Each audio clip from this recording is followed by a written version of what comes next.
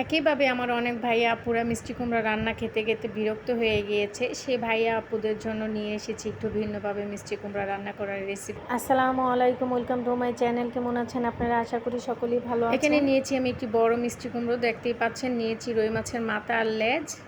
এখন রুই মাছের মাথাটাকে আমি ভালোভাবে ধুয়ে লেজটাকে ধুয়ে সিদ্ধ বসিয়ে দিয়েছি। আর এদিকে নিয়েছি সামান্য পরিমাণ কালো সরষে আর 2টো শুকনো মরিচ। আমি এগুলোকে আগে বেটে নিব, দেখতেই পাচ্ছেন আপনারা। একটু বেটে নিচ্ছি আমি। তারপরে এখানে আমি দিয়ে দিব পেঁয়াজ, দিয়ে দিব 2টা কাঁচামরিচ, দিয়ে দিব একটু ধইনার ফাঁকি, দিয়ে দিব একটু হলুদের ফাঁকি, দিয়ে দিব কয়েকটা ধনিয়া পাতা। দিয়ে আমি একসাথে সমস্ত উপকরণগুলোকে ভালোভাবে বেটে নিই। বাটা মশলা দিয়ে কিন্তু আপনারা যে কোনো তরকারি রান্না করবেন সেই তরকারিটার স্বাদে একটু ভিন্ন লাগে আর খেতেও খুব ভালো লাগে। দেখেন আমার এর ভিতরে কিন্তু বাটা হয়ে গিয়েছে মশলাটা, দেখতে পাচ্ছেন। আমি এখন মশলাটা সাইড করে রেখে দিব। মশলাটা সাইড করে রেখে মাছগুলো আমার সিদ্ধ হয়ে গিয়েছে।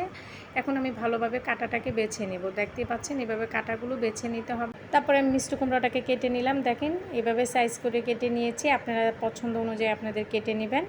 তারপরে দেখেন এখানে মাছটাও আমার পুরো বাছা হয়ে গিয়েছে। এখন দিয়ে দিব অল্প পরিমাণের পেঁয়াজ, দিয়ে দিব তেল পরিমাণ মতো, দিয়ে আমি এখানে দিয়ে দেব যে মশলাটা আমি বেটে রেখেছি সেই মশলাটা দিয়ে ভালোভাবে এটাকে একটু ভেজে নেব। এই মশলাটা যখন আপনি ভাজবেন দেখবেন এই মশলাটা থেকে খুবই সুন্দর একটা ফ্লেভার বের হয়, যে মানে পুরো ঘর একদম মোমো করে ফ্লেভারটায়।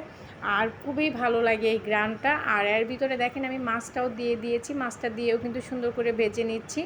অনেকেই আছে আপনারা রুই মাছ খেতে পছন্দ করেন না, আপনারা চেলে কিন্তু এভাবে চিংড়ি মাছ বেটে বা ইলিশ মাছের মাথা বা লেজ দিয়েও কিন্তু আপনারা এইভাবে মিষ্টি কুমড়োটা রান্না করতে পারেন। তো আমি ভাবলাম যে আমি যেহেতু খুব একটা আমার খারাপ লাগে না রুই মাছের দিয়ে খেতে, তাই আমি কিন্তু রুই মাছ দিয়েই আপনাদেরকে রেসিপিটা দেখিয়েছি। আর আমি পরিমাণ মতো একটু লবণ দিয়ে দিয়েছি, কারণ লবণটা যেহেতু আমি তখন দেই নাই। আর এর ভিতরে দেখেন আমি মিষ্টি কুমড়োটাও দিয়ে দিলাম, দেখতে পাচ্ছেন আপনারা। মিষ্টি কুমড়োটা দিয়ে আমি সামান্য পরিমাণের একটু পানি দিয়ে দিব, দিয়ে এটাকে আমি একটু ঢেকে রেখে দেবো, ভালোভাবে নেড়ে ছেড়ে ঢেকে রেখে দেবো। দেখতে পাচ্ছেন আমি ঢেকে রেখে দিয়েছি। এখন আমি একটু আবার নাড়া দিয়ে নেব যেন পুড়ে না যায়, দেখতে পাচ্ছেন আপনারা। আর এভাবে কিন্তু আপনারা মিষ্টি কুমড়া রান্না করে খেয়ে দেখতে পারেন। আশা করি আপনাদের খুবই ভালো লাগবে এভাবে রান্না করে খেতে, কারণ সবসময় কিন্তু এক ধরনের খাবার খেতে ভালো লাগে না, একটু ভিন্নভাবে রান্না করে যে কোনো খাবারই খেতে ভালো লাগে। তারপরে দেখেন আমি নামানোর আগে অল্প পরিমাণের চিনি দিয়ে দিয়েছি, কারণ মিষ্টি কুমড়াটা একদম সাদা ছিল, তো মিষ্টি ছিল না, তাই আমি হালকা পরিমাণের চিনি দিয়েছি। আপনারা যারা খাবেন না তারা দিবেন না। দেখেন আমি কিন্তু নামিয়ে নিয়েছি তরকারিটা। মাশাআল্লাহ দিলে দেখেন কতটা সুন্দর লাগছে। আপনারা কিন্তু চাইলে অবশ্যই এইভাবে রেসিপিটা রান্না করে খেয়ে দেখতে পারেন। আশা করব আপনাদের কাছে ভালো লাগবে।